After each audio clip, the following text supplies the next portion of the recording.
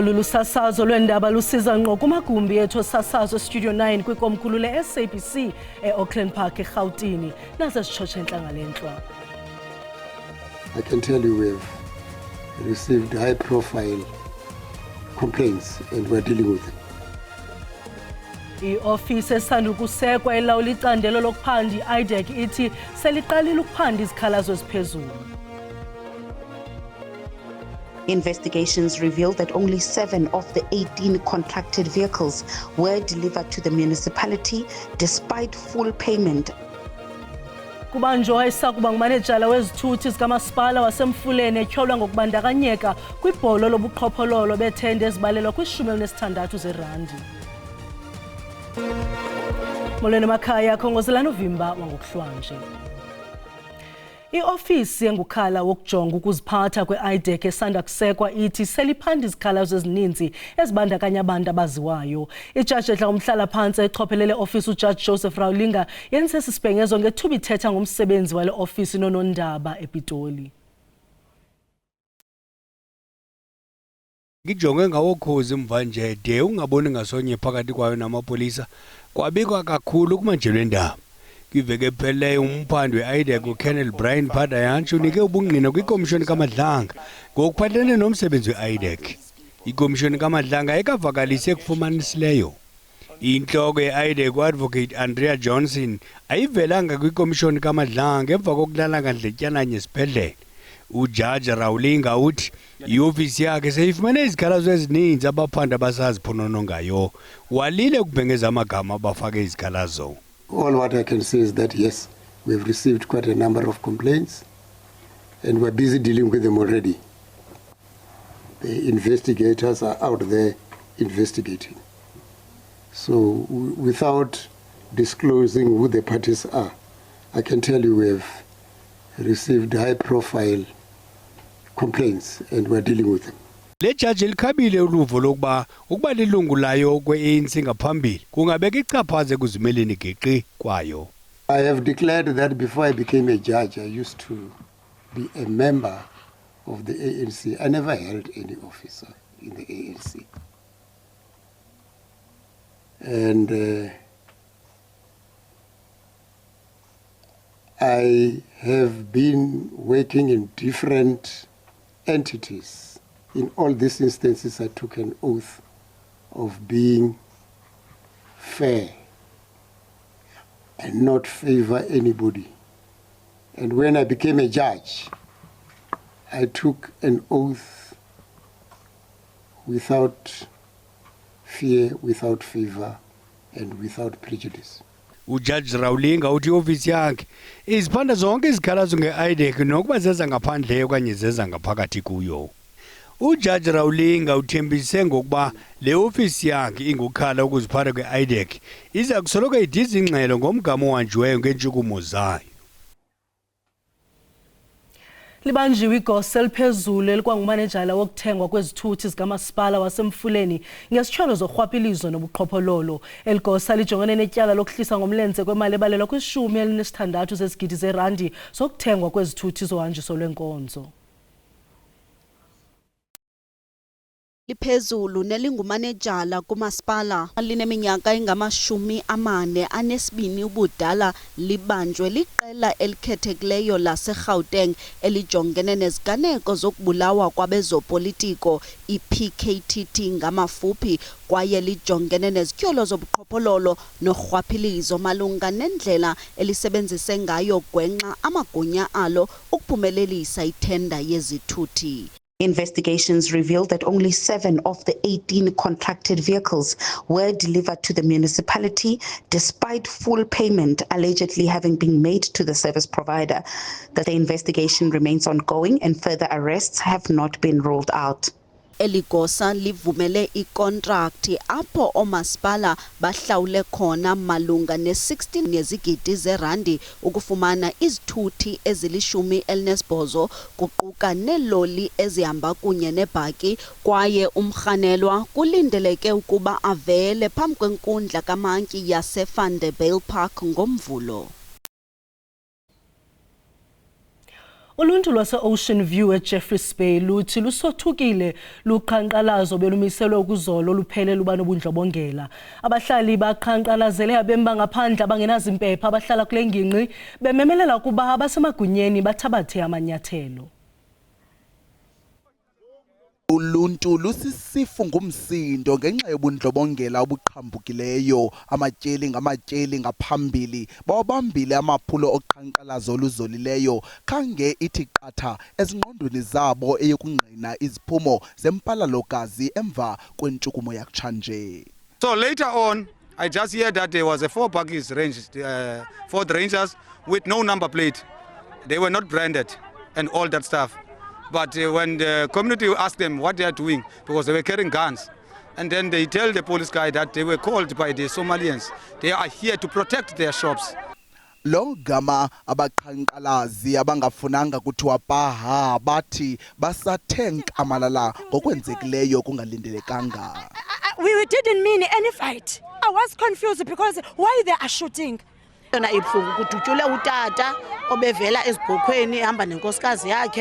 Kananjalo amatshantlizyo alwela ubulungisa athi kuqenqeleke inyanga luyaluqatsela uxinzelelo nanjengoko abahlali bekholelwa ukuba balahlelwa kwesinomhlwa mayelana ezikhalazo zabo. Our people, their frustration is not against other people.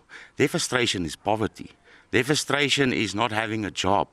Kunjalo abahlali batshotsha entla kwelokuba hayi wonke umuntu oye wabanjwa ube ebandakanyeka ekuzitapeleni. Investigators are also actively probing the role of the march leaders in instigating Thursday's violence with the possibility of further arrests as the investigation unfolds. Ukanti ke abantu abangama-69 abaye babanjwa baza kuvela kwinkundla kamantyi yase-Human Stop ngomvulo. Urhulumente waseNigeria ubhengeze ukuba umisile umsebenzi wokubuyisela abemi bawo ekhaya besuka kweli. Abanye basalele ngaphandle ePitoli. Imeko efanayo yenzeka nakwi-ofisi zozakuzo zaseMalawi ePitoli naseGauteng. Imbono zabanye bebesemlindweni ngaphandle kwikomishoni ephakamileyo yelizwe labo ePitoli benethemba loncedo lokubuyela emakhaya, kodwa aye aphanza lo mathemba nanjengoko kubuyisela kwabo kuye kwanqunyaniswa. Some of us are getting mad now because of this situation. Please, Nigeria, come and rescue your people. I thank God that nobody gets injured, nobody died. So we are pleading to Nigerian to help. Umphathiswa wezobudlelwane bamazwe ngamazwe uRonald Lamula uthethe ngokufuduka kunye noxa bakhe bengingqi ecaleni. It is clear now that we need an orderly and a regular migration. We continue to engage with our counterparts across the globe, including in the continent, as you are aware. I've just came from SADC MCO, which has got clear recommendations with regards to migration that must be orderly and its role in the economy, in the SADC economic integration and the growth of the various countries within the region. Umongameli uCyril Ramaphosa uthethe phandle ngemicimbi yokufuduka kwabantu ngexesha lekomishoni yamazwe amabini phakathi koMzantsi Afrika neNamibia. Migration remains a shared continental challenge requiring shared continental solutions. UMzantsi Afrika uthi uza kuqhubeka nokunyanzelisa imithetho yawo yokufuduka ngelixa uhlonipha amalungelo nesidima sabemi bawo kunye nabemi bamanye amazwe.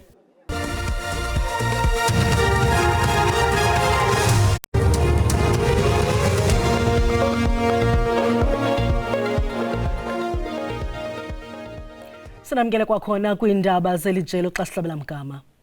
Oceba abathile kumasipala wengingqi inxuba yethemba eMpuma Koloni babonga isebe lezolawulo ngobambiswano iCOGTA ngamafuphi kuba likhupha iziphumo zengxelo yophando malunga nezitsholo zobuqhophololo norhwaphilizo olubandakanya iinkokheli eziphezulu zalo masipala nojongene neengxaki. Kweminye imiba iquka ukubhatalwa kwenkampani yonogadi isithuba seminyaka eli-11 ngaphandle kwesivumelwano. Ixabisa 11 million rand inxalenye yephulo eliphantsi kophando.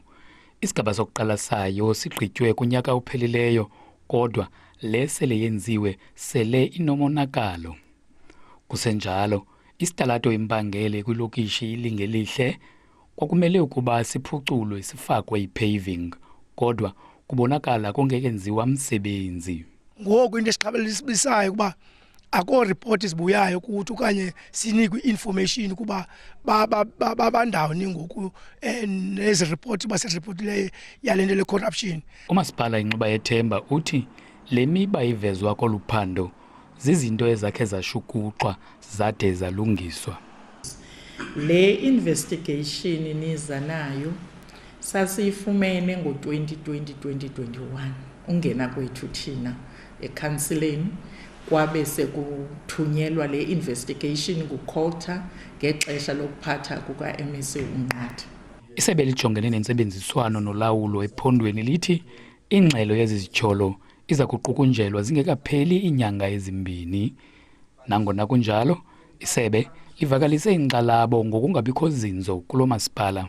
Ziyaxhalabisa ke ngoba la masipala mncinci unengxako nazo utyala uEskom imali enkulu na kufuneka inkokheli ezifocuseleyo ezijongene nalo msebenzi zonyulelwe ngabantu ukuze zikwazi into ukwenzeka.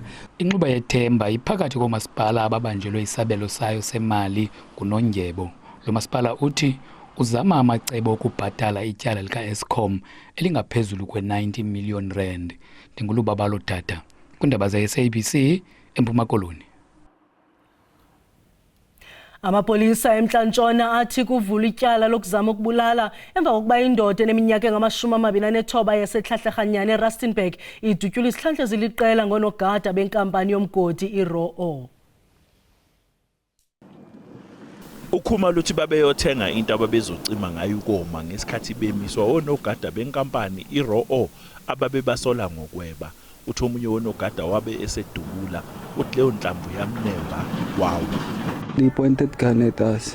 Then my cousin ran away. After my cousin ran away, then they shoot me at the back and they chased my cousin, firing at him. Ukhuma luthi kunemali laba bamdubula abalokhu bemfakela yona ecela eyinkulungwane engamashumi zamarandi. That money come from that guy that picked me up there. That guy, when my mother asked him for it, who's the guy that is sending the money? Is it the owner of the company or the guys that shot me? That guy said he doesn't want to. Those guys they don't want their name to be exposed. If we want their name, we are causing a row, a chaos.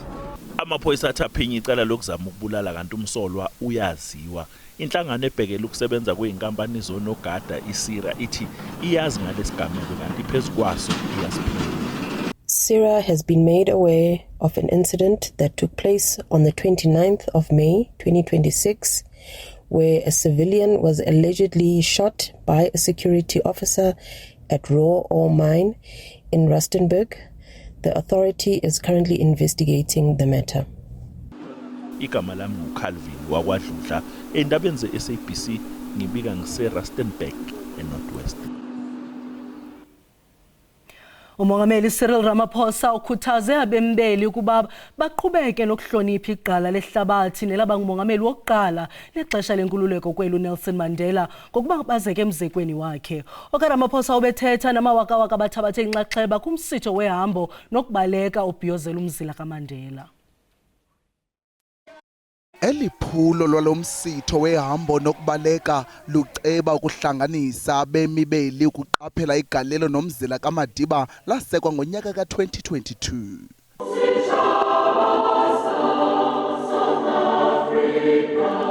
Kambe ke emva kokuzijula ijacu kwimizuzu engama-67 wentshukumo zenguqu bathabathe inxaxheba abantu kulomsitho bawonwabeleyo.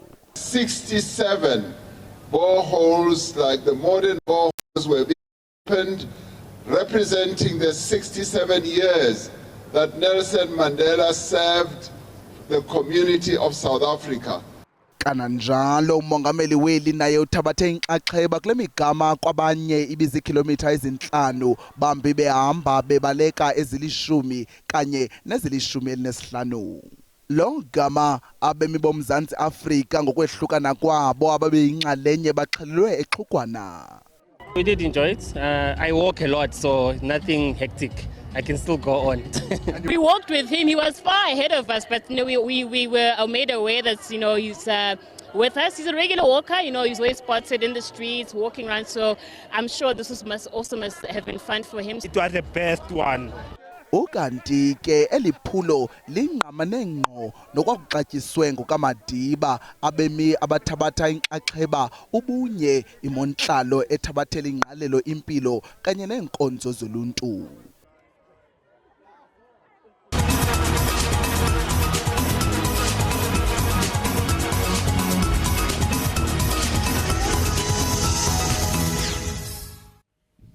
Ifikelele siphelweni ngokuhlwanje ngokwexesha leli ndebe yehlabathi yeFIFA esindlekwe ngamazwe amathathu iMelika, iCanada neMexico. Ukuhlalutya umdlalo wamagqibela kankqoyi ngokuhlwanje phakathi kweArgentina neSpain sikhwebe umhlalutyi webhola ekhatywayo uKhanyiso Chwaku. Masikwamkele Hlathi sibulele ngexesha lakho. Masiqale emva. Yintoni ongayibalula njengeqaqambileyo kule tumente yalonyaka? Yona ndibeqaqambile mandibulise kwembuzo kwaphulaphula. Yona ndibeqaqambile ibile noba South Africa ikwazile ukudlula kwisigaba ke soqala setumente. Ukukhumbule kuba kwitumente ezidlule bekhe bafikelela kuzo xa ubalula u2002 2010 bafana amanqaku amane. Kodwa kulo manqaku amane zange bakwazi ukudlulela ke kumjikelo olandelayo. Bakwazile ukudlula kumjikelo olandelayo nangona ke mhlawumbi indlela abaphume ngayo bebethwa eCanada kishiya abantu bekhubekile. Kodwa ke ebilinyathelo lokuqala yaba kuzinye itumente yazi ukuba bafana ifikela ngosisigaba izaba khona izawuthethisa ke phambili kwaqeqeshwa namaphathi bebhola ke. Kubonakala ngathi lo mba we-red card bekho kwakho isankxwe ngalomba awenza ngamonakala ungako kwinkxaso umongameli weFIFA ayizuze Afrika. Yenziwa yintoni lonto? Izaba khona kaloku ngoba uzukhumbula khona amaqela ke aqubisana neArgentina aziva kuba akhutyekiswe kakhulu ke indlela ke osompempe basiphethe ngakule tumente. Uzukhumbule kuba awunawuba nomongameli welizwe lelizwe elisingathe tumente elizawujika lithi hayi kulo mdlalo wethu ufuna ikhadi elibomvu malijike lo khadi noba indlela mhlophe noba indlela mnyama azokwazi ba avele kumdlalo olandelayo. Khona kaloku imigaqo siseko yebhola ikufana ba iyalesi ba abaphathi belizwe abangena indawo kwisigqibo esithathwa yebholeni. Iyazibulwa lento eba kubekho umongameli wesizwe singathayo abe nezigqibo afune zithathwe ezimayelene ke neqela ke elilakhe ke litumente. Kumdlalo wanamhlanje abalandeli bangalindela ntoni? Bangalinda ntoni na? Uzukhumbule bangamaqela kamabili ke anesikolo ke sabhola seyahlukile. Bayakhumbula ke Spain uzukhumbule bona bazintshatsheli ke zeOlympics baphumelela ke ngo2024. So bona ke isikolo sabo sebhola sithande uba lukhulu ngoba abadlali babakhulu abebesebatsha kwiacademy zabo oxoquka ke oBarcelona oxoqa kuReal Madrid naxoquka kwindawo ke sifana nakulandingqithwa yiBasque abaqeqesha abaninzi bakhona abaqeqesha phesheya nabadlali abaninzi baphuma phakula ngingqi yeBasque isemandla kwiSpain. NgabaArgentina ke baninzi abadlali abanesakhono kodwa ke awunathi ba ukhona umchachazo webhola abanawo ukulinganisa nalona ke weSpain. Akukudanga kwiWorld Cup elandelayo ngo2030 neAFCON kunyaka ozayo ungathi iyacotha isafa xa engekabikho umqeqeshi omtsha? Singatsho kodwa uzukhumbule kuba kaloku kule nyanga September ezaba kho Safa Congress apho ke kuzabakho unyulo ke lo mongameli omtsha. Uzukhumbule ke sebhengezile ke umongameli ke waMazulu ke uSandile Zungu ba ufuna uthelekisa ke noDani Jordan. Uzukhumbule uDani Jordan ke ufuna ungena ke term yakhe yesine ngumongameli benothi basiqotyo sathatha masikhawulise ngokuba kaloku iAFCON qualifiers ke zikwakula nyanga inye. So masithembe baba sikhona isigqibo sithathwayo masithathe kwangoku ibe phambili ke zawukulungiswa ke mongameli ke ngoSeptember. Kanye soqashqashu uza kuphunyelelwa leli lizwe lomdlalo mhlawumbi ngawapha amanqaku? Izabanzima ngoba kaloku akho qela ke bekhela ikhusela ke njengake lena ke ndebe ehlabathi kusukela ke eBrazil ke ngo62. So masibone ke benothi iSpain kuba iSpain sikwazile udlala ke ihlobo lebhola elingadingi umuntu omnye bomakasebenzi kodwa xa ujonga iqela ke laArgentina bawukwazile uvala nje uMessi oMartinez nabanye nokwana abenagalelo ke eliqinileke emdlalweni. Okugqibela mfene uRulani Mukwena utyunjwe njengomqeqeshi wePyramid yaseJiphethe.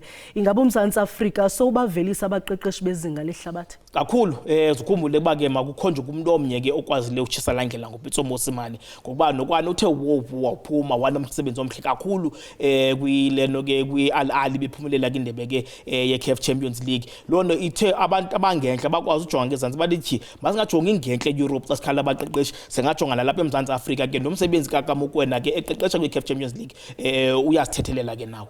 Enkosi kakhulu Khanyiso ngexesha lakho. Ukanti ke umbukeli lo mdlalo weArgentina neSpain uza kusasazwa ngqo kweli jelo iSABC1.